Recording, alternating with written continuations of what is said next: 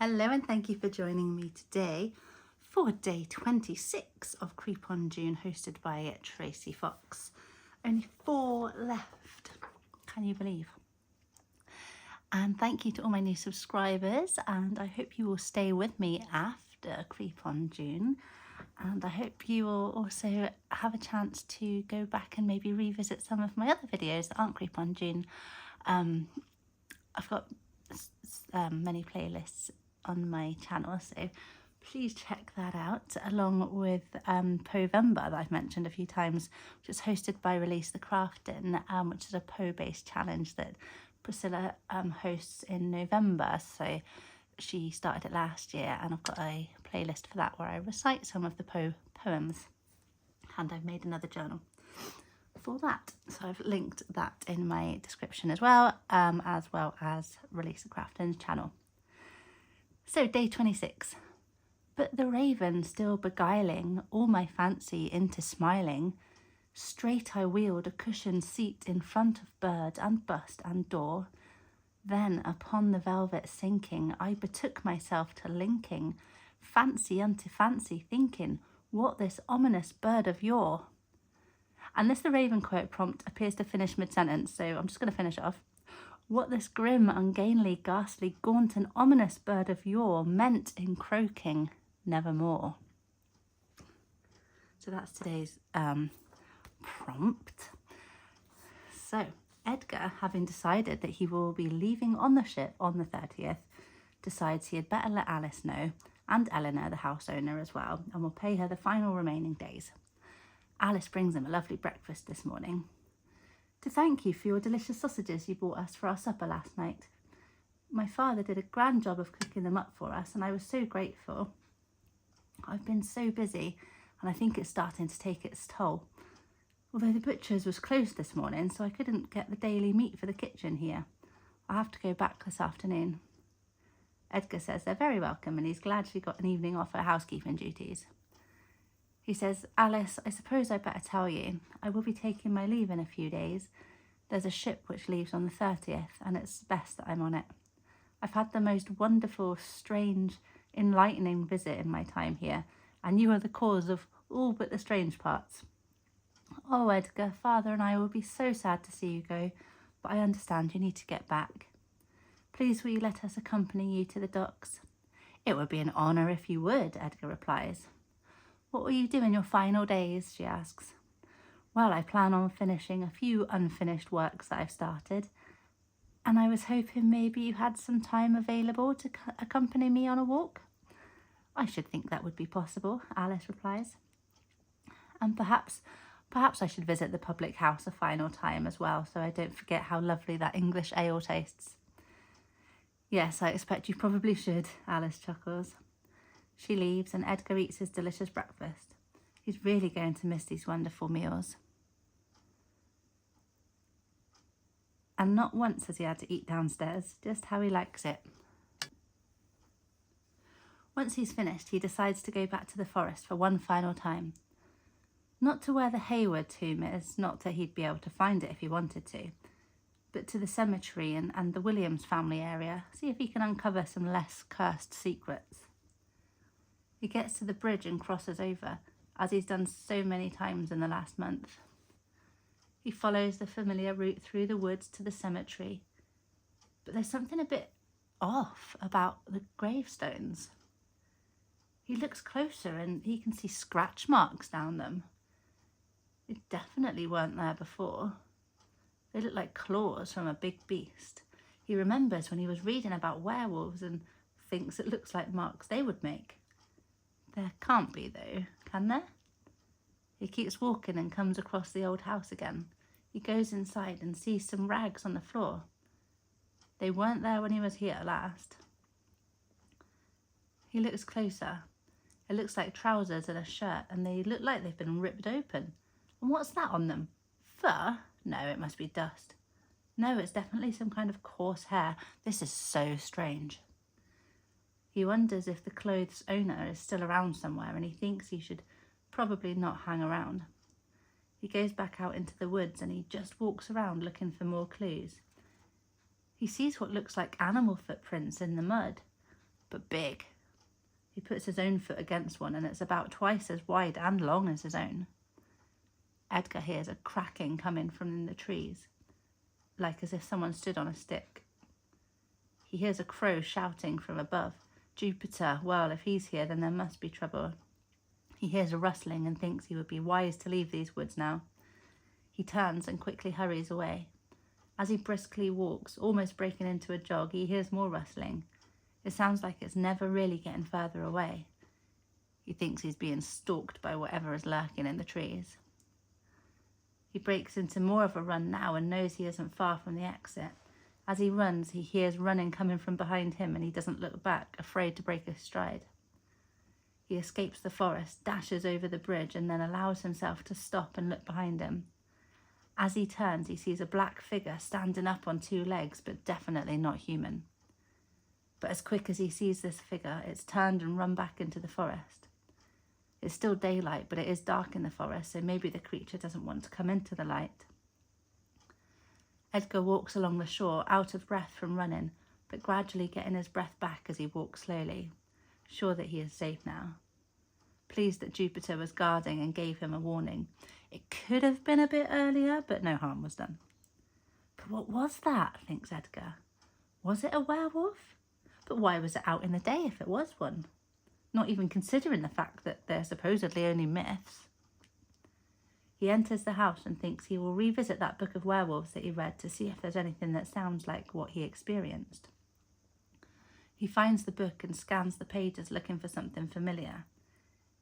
Yes, he did already read it all, but not as research, just for fun. Now he really needs to pay attention. "Aha!" Edgar exclaims. He's found something. He reads that there are some legends that say that if a man transforms into a wolf in a forest where human remains are buried, they stay a wolf for 4 days and nights before transforming back into their human form. He wonders if this is true and who could possibly be a werewolf in this village. He thinks back to the people he's met. A small glimmer of a memory flitters through his head about Harold the butcher. He wouldn't even believe anything about the Haywood curse though, so he's not going to be involved in being a werewolf, surely. Didn't Alice say the butcher's was closed this morning? Jupiter appears, much earlier than usual. Edgar opens the window and brings his chair closer. Jupe hops into the inside of the windowsill and says, "Caw." Edgar wonders what this bird meant. Every time he says, "Caw," he is truly a wise bird of yore. He makes Edgar smile, that's for certain, but what is his real purpose here? He explains to Jupe that he will be taking his leave soon, and Jupe tilts his head to the side as if to say, "I'll miss you, but it's probably for the best." Edgar laughs and Alice appears with his supper. He asks if she got hold of the butcher. She said no, it's the oddest thing. It's all locked up and the curtains are drawn, but she went round the back and the door appears to have been torn off its hinges. But Harold is nowhere to be seen. She'll speak to her father about it later and see what he suggests. Edgar says that's very strange and tells her all about what he found today and shows her the bit of the book he found. "Do you think Harold is a werewolf?" Alice asks. "Well, I don't believe in coincidences. This says 4 days and 4 nights he'll be a wolf, so if he transformed yesterday, there are 3 nights left. So if he is back again the day before I leave, then we're safe to assume he is a werewolf." Edgar sounds very matter-of-fact about it all. Alice thinks that's rich, he doesn't have to live here. "Also, wasn't it a full moon yesterday?" Edgar muses. "Why, yes it was. I hadn't even noticed." "Well, that's that then. It's undeniable. Harold the butcher is a werewolf and he sells the meat of his victims, the sausages and bacon, and oh my goodness gracious, Alice, we've been eating them all this time." "But nobody has gone missing, Edgar. Stop being dramatic. He probably catches animals from the local farms and uses the meat of those." "Yes, that's more likely, I suppose," says Edgar, disappointed. Alice leaves, pondering what to tell her father. Decides to mention what she knew up until she had this discussion with Edgar, in case there is a more simple explanation. Edgar gleefully writes some more notes on his findings and then spends the evening tweaking and finessing more of the raven, every day being more in awe of this beautiful bird. So I hope you enjoyed today's episode. It's gone a little bit silly, hasn't it? And hopefully they were animal meat sausages. with any luck. So today is a very simple make, and I've just literally, it's on this page which I've stenciled with bats, and I've just made this kind of pocket tag thing. So we'll start at the top and work our way back. I've got that which says 26, actually says 2/6, but I thought it looked cool. And we've got the quote here, a bit of book page here, and some texture paste bats here, and then the back is just plain. And then I've gone all magnet-y with today's, listen, and you can open it up. So we've got down here, we've got the forest and a bit of the raven. Suddenly there came a tapping, as or someone gently rapping at my chamber door. And again, all the words are from Release the Crafting. So yeah, we've got the forest here, and then we've got Jupiter sat on a gravestone. And actually, I haven't opened this until now, since I made it yesterday, but where I've like glued it is made everything go really bright green. Can you see? That's really cool. I quite like that. And then we've got some, actually I'll do this first. It says grotesque down there. Obviously I have stuck this in. So we've got a tag here, and we've got the forest, and we've got a deer, because maybe the noise was just a stag initially before he saw something. So then we've got the word beware, and then we've got a little spell on a full moon night. On a full moon night by the dark water, the spell is cast, the truth is set free. So maybe that's what happened to turn Harold, if it is Harold, into a werewolf. Back I've just left plain. And then what have we got here?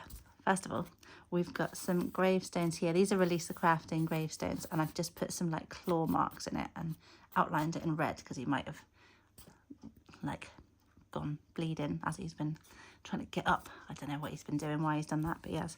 And then we've got the werewolf.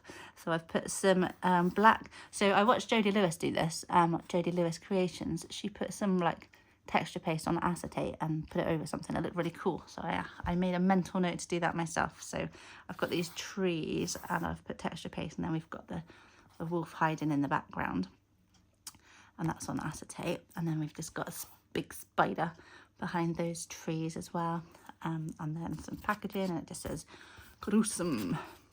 So that is what I've made today. And then it just because can't get this back in, because I make everything so big, nothing fits in anything. There we go. So because it's a magnet, I was originally going to stick that on, but then I thought I'll see if it just sticks on there, and it actually does. So it can move about in the book if it wants to. That is my make for today. I really like how that came out. The wolf behind the acetate with the trees on. I enjoyed doing that. I'll probably do that again in the future. I hope you enjoyed today. Please do give me a thumbs up if you did, and subscribe if you're not already, and comment and share and let me know what you think, and do all the things. I will be back again tomorrow with day 27. 3 days left. We've just introduced a werewolf. Where am I going to go from here? No idea. What am I doing? What am I playing at? I've made a choice. I've made a choice, and I need to try and finish it off. So let's see how we get on with that. But yeah, see you tomorrow with whatever that's going to be. Bye.